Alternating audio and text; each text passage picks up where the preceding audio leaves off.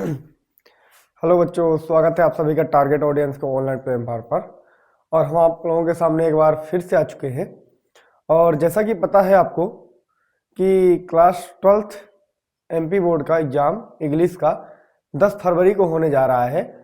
तो उसमें से कुछ इम्पोर्टेंट क्वेश्चन आपको मैं बताऊंगा।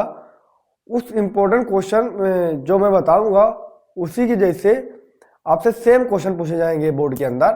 तो देखना है कि क्वेश्चन आपसे एग्जाम में कैसे आएंगे और कैसे आपको डील करना है। लेकिन उसके लिए सबसे पहले जो मैं मेहनत कर रहा हूं तो आपको भी उतनी मेहनत करनी पड़ेगी। तो सबसे पहले आपको चैनल को सब्सक्राइब कर देना है और आपको शेयर कर देना है ताकि ये वीडियो आपके फ्रेंड तक पहुंच जाए और जो भी कॉन्सेप्ट सीखना चाहते हैं समझ जाए। ठीक है ना। चलिए क्वेश्चन को, तो मैंने लिखा है क्लास 12th इंग्लिश आपको है। इसमें से सबसे पहले हम करेंगे डू एस डायरेक्ट के बारे में। डू एस डायरेक्टेड आपसे पूछे जाते हैं कि डू एस डायरेक्टेड में क्या क्या क्वेश्चन होते हैं, वो चीज हम लोग समझेंगे। सबसे पहले इसमें से हम समझाते हैं कौन कौन से क्वेश्चन होते हैं। एक तो आता है सो दैट का प्रयोग करने को आता है, एक टू और टू का भी प्रयोग करने को आता है, एक अनलेस का प्रयोग करने को आता है इफ के जगह में, और एक नीदर NEITHER नीदर नॉर का आता है, एक EITHER इधर और का आता है, एक नो सूनर का आता है और एक ए सून एच का प्रयोग आता है, और पैसिव वॉइस और क्या आते हैं, टेंस आते हैं। ये चीजें आपकी इतनी आती है जो आपको आना बहुत जरूरी है। अगर आपसे ये चीजें इतनी बन गई तो डू ए डायरेक्ट एक बिकॉज का प्रयोग और एक इट का प्रयोग। अगर इतनी चीजें आपसे बन गई तो आप क्वेश्चन को डील कर सकते हैं। अगर आपसे नहीं बनी तो पक्का ही पक्का आपका नंबर जरूर कटेगा। तो चलिए सीखते हैं। सबसे पहले हम किसका प्रयोग सीखेंगे, सो और दैट का प्रयोग सीखने का प्रयास करेंगे कि सो और दैट का प्रयोग कैसे होता है। तो जैसे मान लीजिए यहां पर लिखा है कि he is very poor, he can not पे हिज फीस। अब इसमें आपसे क्वेश्चन मिलेगा कि री writing the sentence of uses of who. इस सेंटेंस का आपको प्रयोग करके हु का प्रयोग करना है। ठीक है ना। ओ सॉरी इसका प्रयोग करना है, सो और दैट का प्रयोग करना है। किसका प्रयोग करना है, सो और दैट का प्रयोग करना है। तो सबसे पहले क्या लिखेंगे, ये क्लास पहला है, ये क्लास क्या है, दूसरा है। पहले क्लास के अंदर सो का प्रयोग होगा और दूसरे क्लास के अंदर दैट का प्रयोग हो जाएगा। तो क्या हो जाएगा, ही इज वेरी की जगह क्या लगा देंगे, सो पुअर, फिर क्या लगा देंगे, दैट ही कैन नॉट पे हिज फीस। आपको पता होगा कि ही इज वेरी की जगह मैंने क्या लगा दिया, सो लगा दिया, पुअर लगा दिया, दैट लगा दिया दूसरे क्लॉज के अंदर, दैट ही कैन नॉट पे हिज फीस लगा दिया।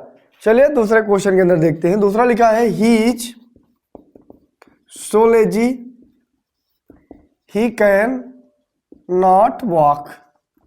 इसका मतलब है कि वह इतना आलसी है कि वह चल नहीं सकता है।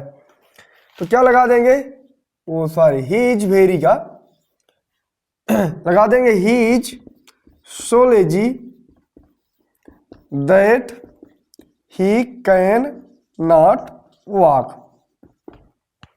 आई होप आपको समझ में आ गया होगा कि क्या लगाते हैं, वेरी मैंने सो लगा दिया और दूसरे क्लॉज के अंदर दैट जोड़ के लिख दिया।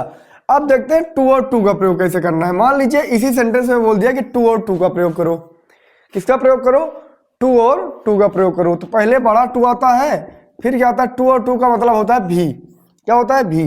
तो कैसे करेंगे, लिख देंगे कि he is too lazy to not walk. टू वह क्या लिख देंगे, सबसे पहले टू टू का प्रयोग करना है तो लिख देंगे ही इज टू लेजी, फिर क्या लगा देंगे, टू के बाद क्या लगा देंगे, लेजी लगा देंगे या लेजेड वाई, फिर क्या लगा देंगे, टू, फिर वॉक लगा देंगे। ठीक है ना। आपको चीजें समझ में आ गई होगी। अच्छा टू टू का प्रयोग और देखेंगे, लेकिन उसके पहले और प्रयोग हम देख सकते हैं किसका किसका प्रयोग आता है। जैसे मान लीजिए क्वेश्चन में आ गया कि हु का प्रयोग आपको करना है। हु का प्रयोग WHO हु का प्रयोग करना है। तो हु का प्रयोग कैसे होगा समझना है। तो ये थोड़ा सा प्रॉब्लम क्रिएट कर रहा है। अच्छा, जैसे मान लीजिए आ गया कि ही इज द बॉय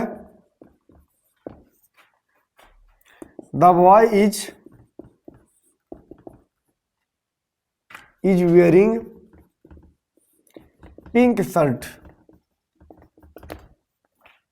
इसमें क्वेश्चन कर दिया कि rewriting the sentence of who का प्रयोग करना है आपको। तो कैसे प्रयोग होगा वो चीज आपको समझनी है। तो क्या करेंगे, अच्छा सबसे पहले हु का प्रयोग करने के लिए आपको क्लाज को हटाना पड़ता है। मतलब दो क्लाज दिया होता है, पहला क्लाज तो ये है और दूसरा क्लाज क्या है, ये है। मतलब दो क्लाज दिया है। अब इस क्लाज में अगर दो स्वयं सेम नाउन दिख जाए तो उस नाउन को हटाने के लिए हु का प्रयोग कर देते हैं। पहला नाउन ये सेम दिख गया, दूसरा नाउन ये दिख गया, तो दूसरे क्लाज के अंदर हु का प्रयोग कर देंगे। क्या करेंगे, he is the boy, same same दिख जाए तो हटा दो, इसको रिमूव कर देंगे। क्या कर देंगे, हु, फिर इसके अकॉर्डिंग ये लग रहा है who is wearing pink shirt. चलिए दूसरा क्वेश्चन देखते हैं। The boy is my brother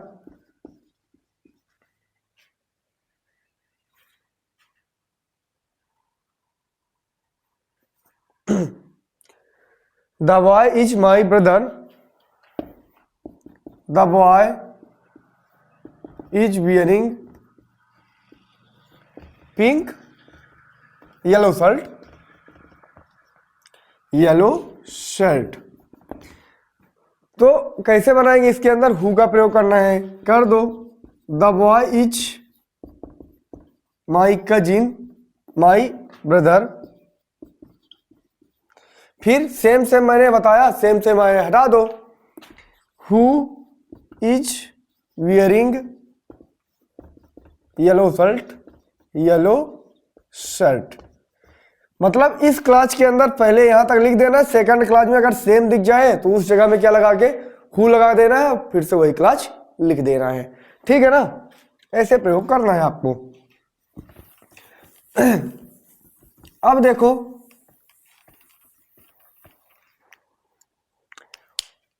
अब देखो, आपको सिखाते हैं अनलेस का प्रयोग।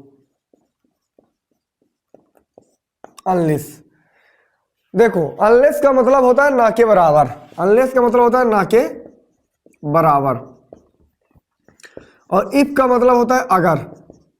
इफ का मतलब क्या होता है, अगर। क्वेश्चन ये बोलता है कि इफ के जगह में आपको अनलेस का प्रयोग करना है।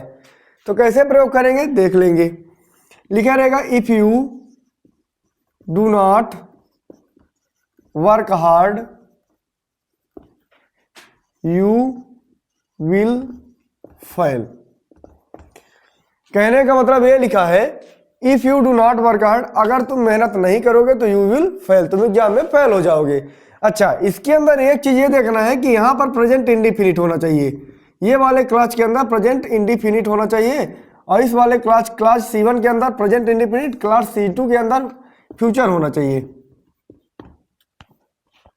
सेकंड बात यह है कि जिस क्लास के अंदर अनलेस आएगा उसमें नेगेटिव का प्रयोग नहीं होगा।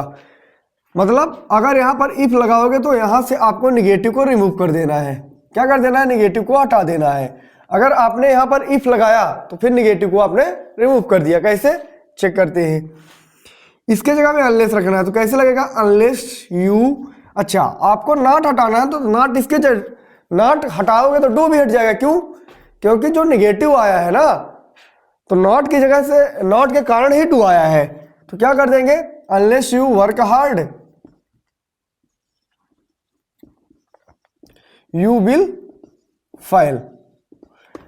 अनलेस यू वर्क हार्ड, ना के बराबर मेहनत करोगे तो तुम यू विल फेल, तुम एग्जाम में फेल हो जाओगे। सेम है। चलिए दूसरा क्वेश्चन देखते हैं। इफ यू डू नॉट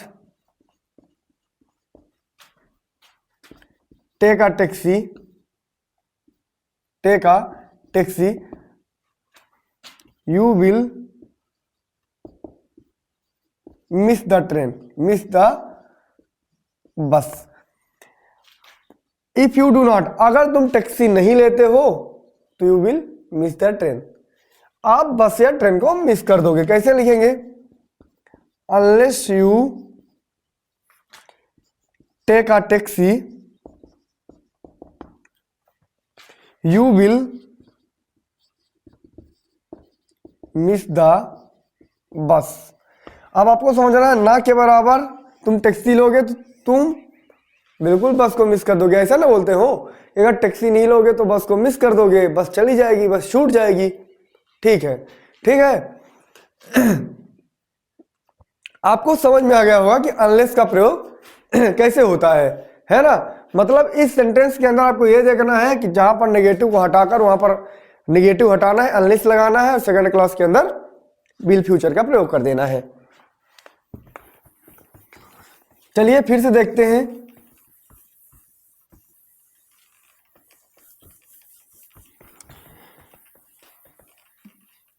अब आपको किसका प्रयोग करना है? अब चेक करना है आपको टू और टू का प्रयोग, टू और टू का प्रयोग। टू और टू का प्रयोग कैसे करना है? जहां पर आपको सो दिख जाए तो टू लगा देना है, जहां पर दैट दिख जाए तो छोटा टू लगा देना है। कैसे? He is so lazy, he that he not walk.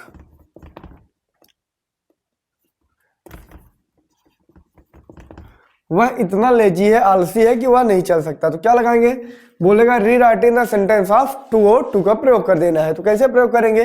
लिख देंगे he is too lazy to he not walk. वह इतना आलसी है कि वह चल नहीं सकता है। बहुत सरल ऐसा कॉन्सेप्ट होता है, ठीक है ना। आई होप आपको बढ़िया से वीडियो लगा होगा, समझ में भी आया होगा। यह कॉन्सेप्ट आपसे जरूर पूछा जाएगा, तो अच्छी तरीके से आपको सीखना है। अब देखो, जैसे क्वेश्चन एक और पूछता है, जैसे नीदर नॉर का क्वेश्चन पूछता है। किसका? नीदर और नॉर का क्वेश्चन। कैसे?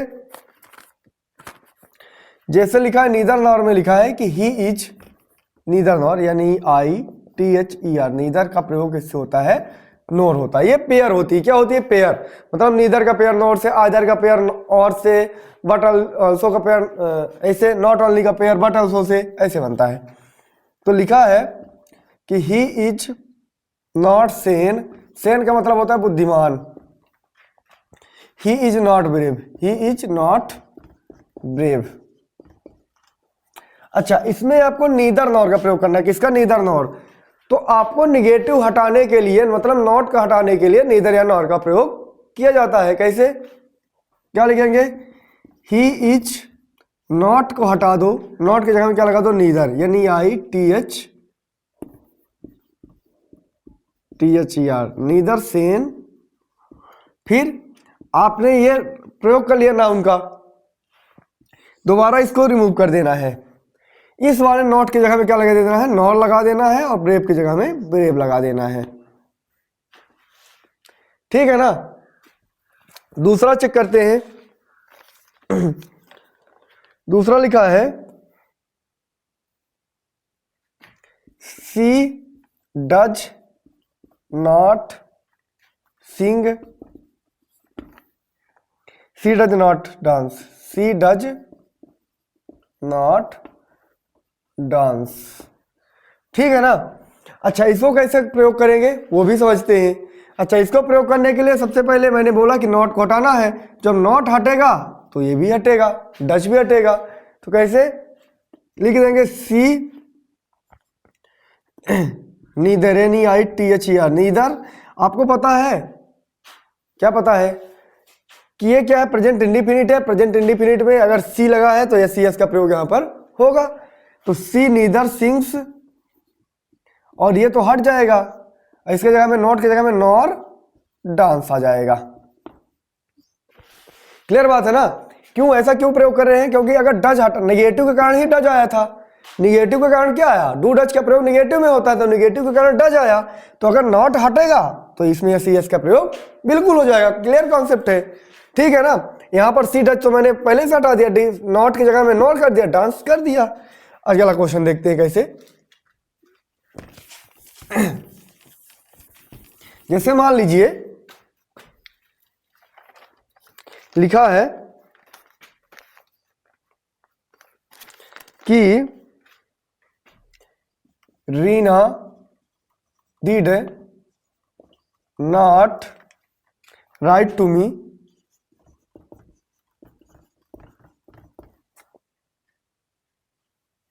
रीना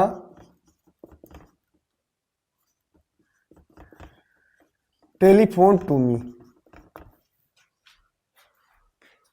इस तरीके से क्वेश्चन आपको लिखा मिलेगा। अच्छा एक चीज आपको ये समझना है कि ये पास्ट इंडिफिनिट में है। किसमें है, पास्ट इंडिफिनिट में है। पास्ट इंडिफिनिट में डिड लगा है, डिड के पास क्या लगा है, पहला फॉर्म लगा है, ठीक है ना। तो क्या कर देंगे, यहां पर रीना हो जाएगा, रीना। अब आपको नॉट हटेगा तो डिड भी हटेगा, नॉट हटेगा तो क्या होगा, डिड हटेगा। अच्छा नॉट हटेगा तो डिड हटेगा, तो रीना नीदर यानी I T H E R. अब आपको पता है कि प्रेजेंट पास्ट इंडिफिनिट है, तो पास्ट इंडिफिनिट के सिंपल में किसका, सेकंड फॉर्म का प्रयोग होता है। तो राइट रोट हो जाएगा, ये राइट का रोट टू मी, फिर ये रीना तो हट जाएगा, टेलीफोन टू मी, ऐसा हो जाएगा, टेलीफोन टू मी। इस तरीके से हो जाएगा। क्यों ऐसा हुआ है, सबसे पहले समझना है कि ये किसमें है, पास्ट इंडिफिनिट में है। तो अगर नॉट हटेगा तो डिड हटेगा, जब ये हट ही चुका है तो ये तो आ गया पास्ट इंडिफिनिट में, और पास्ट इंडिफिनिट में मेन वर्ब की सेकंड फॉर्म का प्रयोग हुआ, तो मेन वर्ब की सेकंड फॉर्म रोट हुआ, इसलिए यहां पर रीना हट गया, फिर से वो लिख गया, ठीक है ना। आई होप आपको वीडियो बहुत अच्छी लगी होगी, बहुत अच्छी समझ में आया होगा। और ऐसे ही वीडियो हम दूसरा चैप्टर जरूर बनाएंगे आपको। आज ही हमारी सेकंड वीडियो आएगी आपके सामने।